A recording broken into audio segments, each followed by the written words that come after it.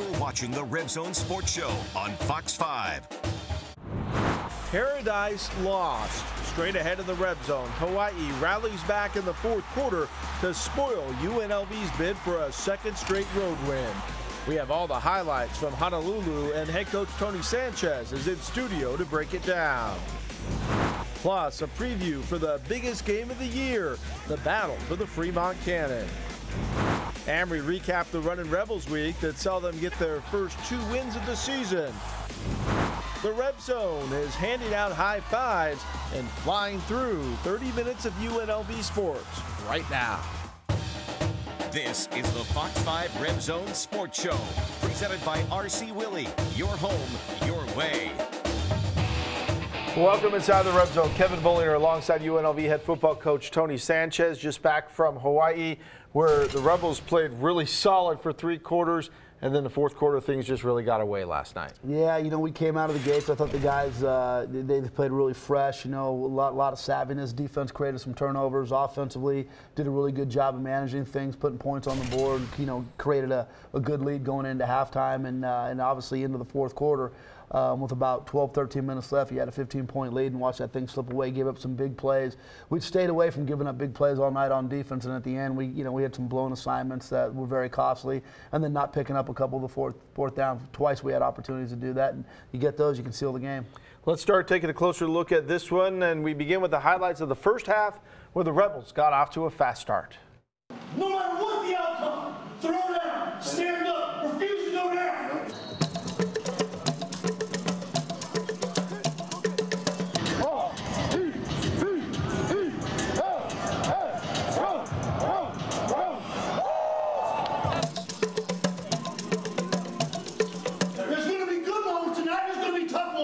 We're going to celebrate both those.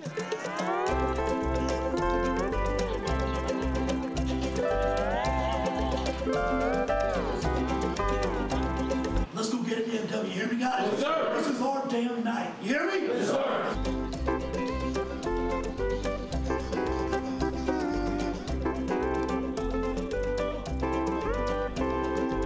Plenty of aloha spirit on hand as UNLV and Hawaii tangled in the battle for the Golden Pineapple. On the first play from scrimmage, Hawaii quarterback Cole McDonald goes deep downfield to John Ursua for 43 yards to the Rebel 18. But later in the drive, McDonald overthrows his receiver, and it's picked off by Drew Techman, the converted wide receiver, with his first career interception, and UNLV stopped the threat. But the Rebels went 3 and out, and on the ensuing Hawaii possession, McDonald ran his way into the red zone.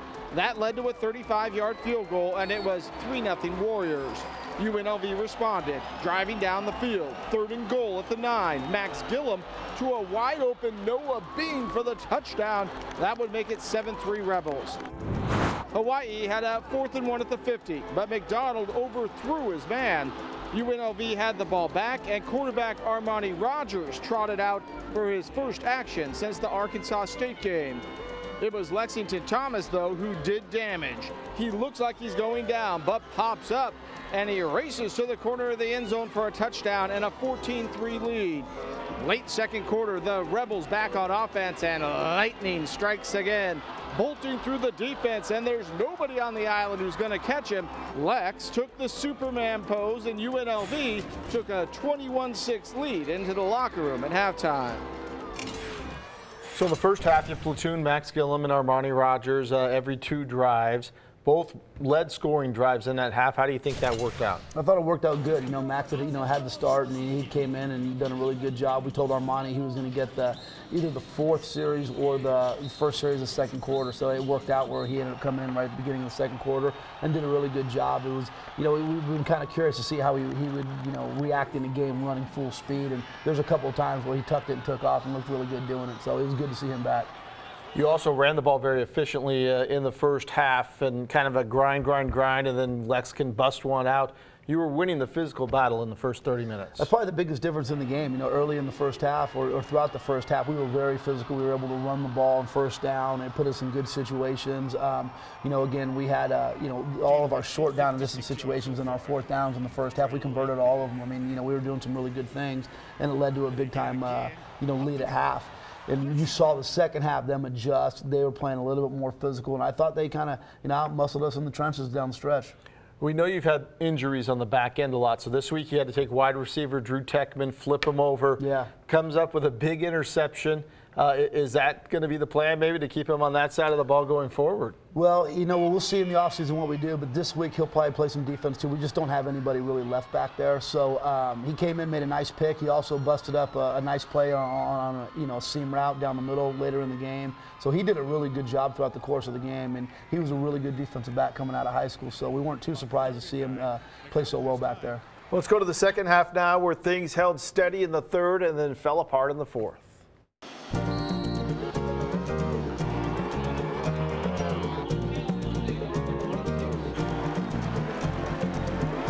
UNLV had the ball to start the second half, but went 3 and out.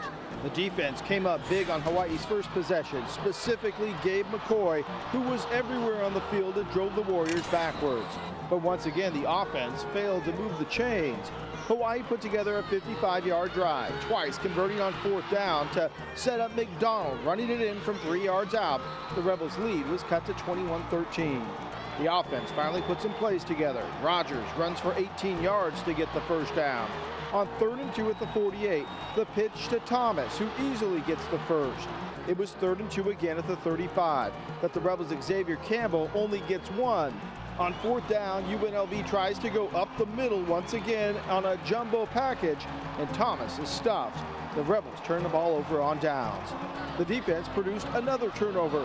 This time it's Demetrius Gibbs who comes up with the big interception, and he returns it all the way to the Hawaii 21. Early in the fourth, 3rd and 5 at the 16. Rogers finds Evan Owens for the touchdown. High fives for the fans as UNLV was up 28-13 with 14:21 left. That's when things started to unravel. Shavon Cordero came in at quarterback for Hawaii and immediately started slinging it. Deep downfield, JoJo Ward comes back to get it, then cuts back across the field and scores. After a 2-point conversion, it was 28-21. UNLV moved the ball on 3rd and 9. Rogers hits Darren Woods Jr. for 16 and a first near midfield. It was 4th and 1 at the Hawaii 44. Once again, Lex up the middle. Once again, nothing. Hawaii had it back and drove into Rebel territory. On 3rd and 5 at the 20, Cordero to the back of the end zone, and Ward makes a great catch for a touchdown. We were tied with 4:23 left in the game. The Rebels had a 3rd and 8 at their own 42. Rogers is chased down and drugged down, forcing a punt with 2:53 to go. It didn't take that long. Cordero to Ursua, who is all alone, and he is gone. 68 yards for the score. Hawaii was up 35-28 with 1:25 left. A penalty on the kickoff forced UNLV to start the final drive on their own 7, and the Rebels just could not get anything going. Hawaii scored 22 unanswered points in the 4th quarter, and they stunned UNLV 35-28. Felt great coming back, but the outcome that we had wasn't what we expected to come out here and do. We expected to come out here and get the W, and we just fell short of it, and little things stopped us in the way of it. Guys might have just lost their eyes, started getting caught up in the crowd, and irrelevant stuff that really didn't have nothing to do with the game. I think we should have just stayed focused and stayed locked in on our assignments, and we'd have been fine.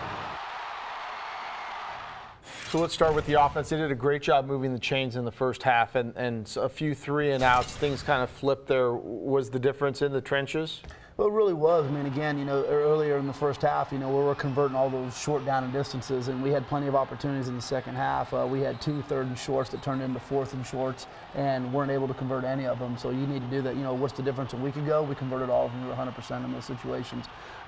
We just have to do a better job playing with pad level. That last one we get, we're pulling a guy around on power. He ends up tripping up, and we end up getting stuffed on that. So again, you're going to win ball games like that down the stretch, and you have to take advantage of your opportunities. And then, you look on defensively, 2 of those big balls are just blowing assignments. Alty just said it. You cannot get lost in what's going on out there. You have to stay assignment sound. So you have a little wheel route.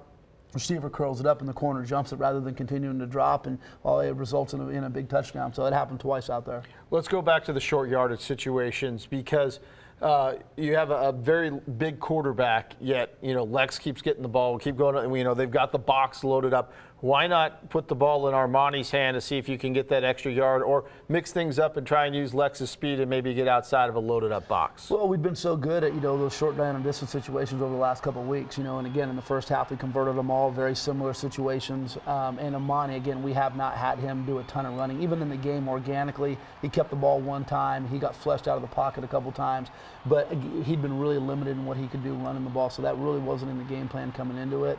And again, with Lex, I mean, over his career, how many times he converted those things, and it's really up to the offensive line to get the push. I mean, it's, they know it's coming, we know it's coming, and you still got to pick up that yard. That's what good football teams do. You brought up the DBs a little bit ago, and it's been an ongoing issue. How is that correctable? Because a lot of it is communication, and a lot of it is bad reads as well. Well, yeah, I mean, like you saw the play before where they end up hitting the out route on the not the out route, the vertical route on the seam. I believe it's this one right here, and that ball right there, the safety gets lost in there. I mean, his eyes need to be back. The ball's going to number 1 on the right hand side. That should be a play we make a ball. We should be able to make that play very simply, but we just didn't. We kind of got lost. So again, part of it's just playing the ball in flight and then being assignment sound right there. That's where you have the curl route inside and the corner jumps it rather than continuing to sink in his deep quarter. So there's a lot of emotion after the game, obviously, with the players, as it should be, because they did fight hard. How do you make sure that everybody kind of circles back with a big game coming up this Saturday? We'll be fine, just the way we did against San Diego State, just the way we did in this game right here. I mean, obviously, we had a tough stretch, and our guys are playing pretty good football right now. Obviously, we're disappointed with the outcome. We let some things get away from us at the end of the game last night. But overall, the guys played a pretty good football game for 3.5 quarters, really. So I'm not worried about them getting back in. They should be upset after a game like that last night. It should be emotional. I mean, if it's not, then you're doing the wrong thing for a living, So we all were pretty upset about the situation and the outcome of that game because we're competitors. But they'll dial it right back in, and it was tough. We landed this morning at like 7:30. We went right into the office. I know the guys went to go get some shut-eye. Hard to sleep on that plane, but got a big game this week, fighting for the Cannon. Reno to coming to town, and we swallowed a bitter pill last year. We can't forget about that. We can't dwell on it. We can't forget about it, and we need to go out there and give them all they can handle. Well, speaking of which, we're going to take a short break, and when we come back, we are going to look ahead to Saturday's UNLV-UNR game for the Fremont Cannon. That's coming up in 2 minutes. Stick and stay. You're watching the Fox 5 RebZone Sports Show, presented by RC Willey. Your home, your way. This Saturday night at Sanborn Stadium, the rivalry is renewed. It's the battle for the Fremont Cannon, and Reno comes to the southern part of the state hot.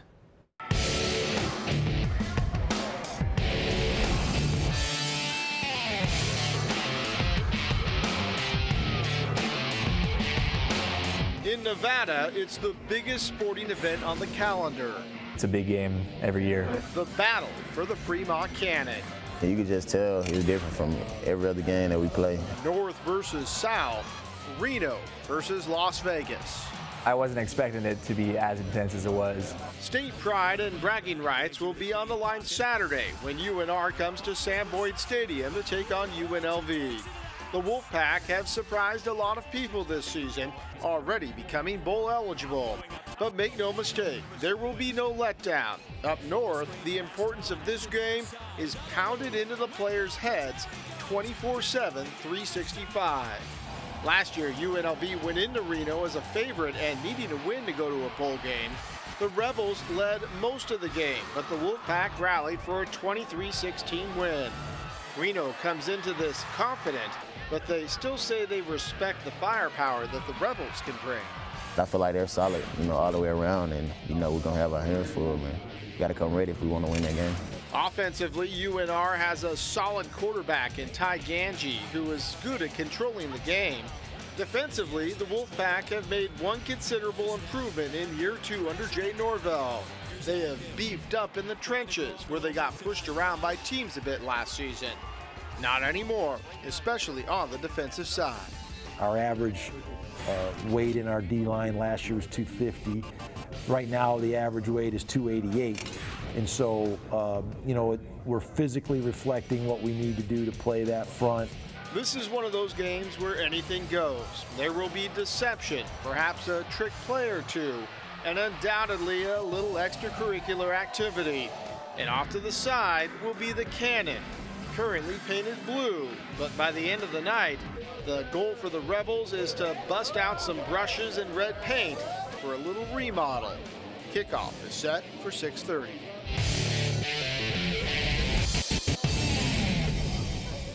Before we get to the X's and O's, let's just talk about the rivalry and making sure, because there's a lot of kids on both schools that aren't from the state of Nevada. And so it takes going through this game, I think, once for people to kind of get it. It does. How do you make sure that they get the importance of this game? Well, last night when they got on the plane, every kid had a packet sitting on their seat, talked about the history of the rivalry, talked about, when, the first time we won it, my first year here, we take the cannon apart, and right in there they've engraved University, not a lot of victories. I mean, things like that, they kind of make it, a little bit more oomph, to the rivalry. But, they're indoctrinated there about it. I mean, from the day they get on campus in their orientation, they talk about it to all their freshmen. They don't wear red. I mean, it's a big deal. We're here, the challenge is making sure you educate the guys on it throughout the course of it, because there's so much going on out here, in Las Vegas, that sometimes our new kids coming in, they have a tough time grasping it, so you have to really educate them on it. And obviously we've got kids on the team that have experienced winning it and also losing it, and it sure stings to lose. So we're going to fight our tails off to bring that thing back to Vegas. If you're going to stop the Wolfpack offense, you're going to have to stop Ty Ganji. Yeah. He's a quarterback who's just very capable and moves that team down the field. Well, he's done a really good job. I mean, a year ago, they tried to give the starting job to somebody else, and he won it right back, and and helped him to to move forward. And then this year they've had a really good year, and it really comes through Ganji. He does a really good job of distributing the ball to a variety of people, sets up the run game, and he's elusive enough to keep you on your edge, running the football. So he's a really good player. And then, like it showed too, they're playing a lot better run defense this year. We're going to step away from football for just a moment. When we come back, we're going to check in on the Runnin Rebels, who had a very good week as the season starts to crank up. The RebZone back in just 2 minutes. You're watching the Fox 5 RebZone Sports Show, presented by RC Willey. Your home, your way. The Runnin Rebels starting to pick up steam. 2 games this week and 2 wins. We start our look back with Tuesday night against UC Riverside. Fireworks before the game, and the Runnin Rebels were looking for some more offensive fireworks than we saw over the weekend. Chris Clyburn got things going with this spin move in the lane. Then the give and go between Tervel Beck and Mbake Jong, and Beck finishes with the bucket and the bump. Bryce Hamilton got hot late in the half, draining the 3. Then the great ball movement over to Hamilton in the corner for another triple. UNLV led 35-25 at the break. Jong set the tone early in the second. The steal, and he heads the other way and throws it down. Then Shakir Justin feeds Hamilton. He gets the hoop and the harm. 11 UNLV players see the floor, and all of them scored, led by Hamilton 16, as the Runnin Rebels pulled away 72-51. Still got a little bad taste in my mouth from the previous game, so it's good to at least start the cleansing process. One thing about our team is everybody can play, and when your number called, just be ready to step up to the plate and do what you got to do. I was excited to see them bounce back, play better basketball, but we still obviously have a lot of growth and development in front of us. On Friday night, Oakland came to Thomas & Mack. Vince Sapienza with a recap. Nothing like some college hoops at the Thomas & Mack. UNLV and Oakland meeting on the court for the first time Friday night. Slow start for the Runnin Rebels. They didn't hit their first field goal until more than 2 minutes into the game. But once they did, they didn't stop. Tamari Hardy saying the best things in life are 3, keeping that 3-point streak alive for the UNLV faithful. The Scarlet and Gray put together a 24-2 run over an 11-minute-plus span that included 7 different scorers. Justin and Hardy each scored 10 in the first 20, as UNLV led by 14 at the break. Jump to the second, where the Runnin Rebels started to run away with the game. Chris Clyburn attacking the rim for the layup. He finished with 10. Later, how about Tervel Beck tickling the twine from distance? He chipped in 12 off the bench. Then about midway through the frame, the juice gets loose once again, throwing it down. He finished with a team-high 18 points and 12 boards.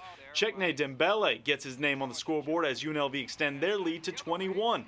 The Golden Grizzlies followed that up with a 10-0 run of their own, courtesy of Xavier Hill-Mays, who led all scorers with 29 points, but Justin and company too dominant inside the paint, outscoring Oakland 50-28, en route to their second win of the season, 74-61 your final. Thank you, Vince. We're back to wrap up the Red Zone with some final thoughts from Coach Sanchez and the plays of the week right after this. You're watching the Fox 5 Red Zone Sports Show, presented by RC Willey. Your home, your way. All right, here we go, Coach. Cannon week. Ready to rock and roll for Saturday night. Yeah, I'll tell you what, we got to chew on what happened last night and make sure we swallow it whole by the end of the day. And then tomorrow when we get back on the field, we got to be ready to roll because it's a big week. 6:30 kickoff out at Sanborn Stadium. We hope you come out and spend part of your Thanksgiving weekend rooting for the Cannon. We're going to break it all down next week into the Red Zone. Thanks for joining us for this one. We will leave you tonight with the Rebel football plays of the week. Good night.